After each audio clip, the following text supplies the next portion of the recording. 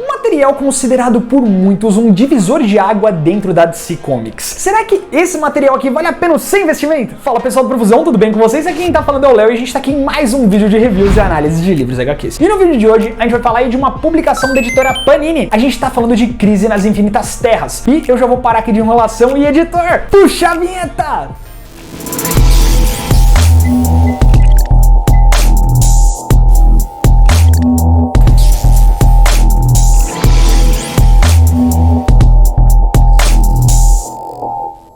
Então pessoal, hoje a gente está aqui com Crise nas Infinitas Terras, esse material que ficou com acabamento editorial bem legal, em capa dura e miolo em papel couché. Ele foi produzido lá fora pela DC Comics em 1985 e foi trazido para o Brasil pela Panini, conforme a gente já falou. Lembrando que essa HQ tem um acabamento muito luxuoso. Sendo assim, a gente pode considerar ela facilmente uma edição de luxo. O roteiro fica por conta do grande Mary Wolfman, que é um roteirista de histórias em quadrinhos estadunidense bem famoso, e a sua carreira alcançou o auge aí na década de 1980, quando criou os Omega Men para a DC Comics e para a Marvel o Blade e o Nova. Já a arte fica por conta do mestre George Pérez, que foi um desenhista de histórias em quadrinhos conhecido pelo seu trabalho tanto na DC quanto na Marvel, e que infelizmente acabou deixando a gente em maio de 2022.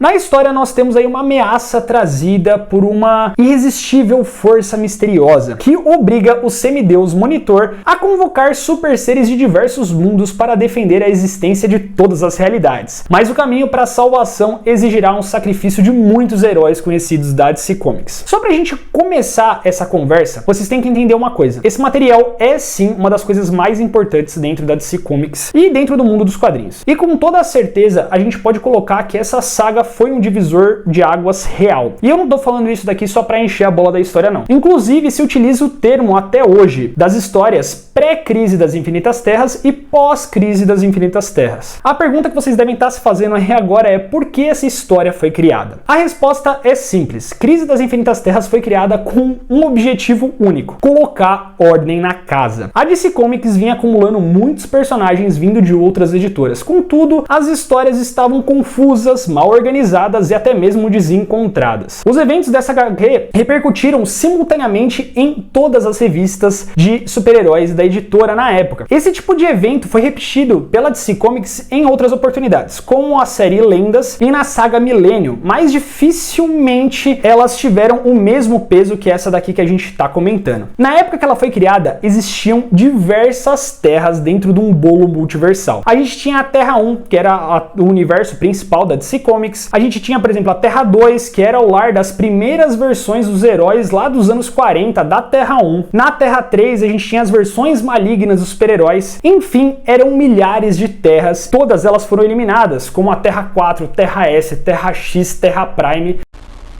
O conceito multiversal surgiu nas histórias do Flash lá na Era de Prata, lá no Barry Allen, numa aventura que ele encontra o seu antecessor dos anos 40, conhecido no Brasil como Joel Ciclone. Essas terras, elas eram paralelas, né? Elas existiam no mesmo espaço ao mesmo tempo, sendo separadas apenas pela diferença de vibração molecular entre elas. E, como resultado da Crise das Infinitas Terras, o multiverso meio que foi eliminado por causa dessas várias confusões que acabavam sendo geradas entre os leitores.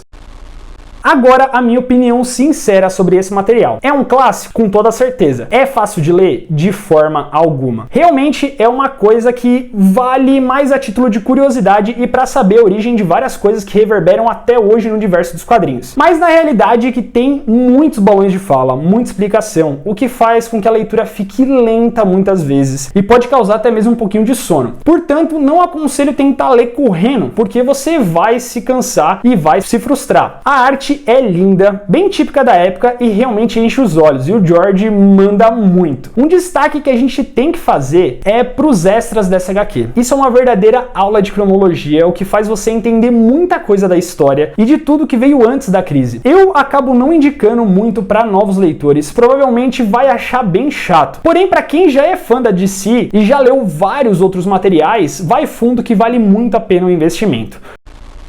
Uma HQ que tem aí 468 páginas com um valor salgado, que pode variar de 140 até 380 reais. Uma dica minha pra vocês: espera até uma republicação ou tenta achar um lugar que tá fazendo um preço justo, porque os revendedores enfiam a faca, por ser um quadrinho tão importante e tão desejado. No mais é isso, a gente super indica a compra, mas com essas ressalvas. Então pessoal, essa foi a nossa análise de Crise nas Infinitas Terras. Se você curtiu, já deixa aquele like, não esquece de compartilhar com todos os seus amigos e familiares. E se você não sabe o trabalho muito bacana que a gente tá fazendo lá no Instagram, já começa a seguir a gente lá, porque todos os dias tem muitas curiosidades, todas as terças-feiras a gente faz uma super live. No mais é isso, pessoal, e tchau, tchau!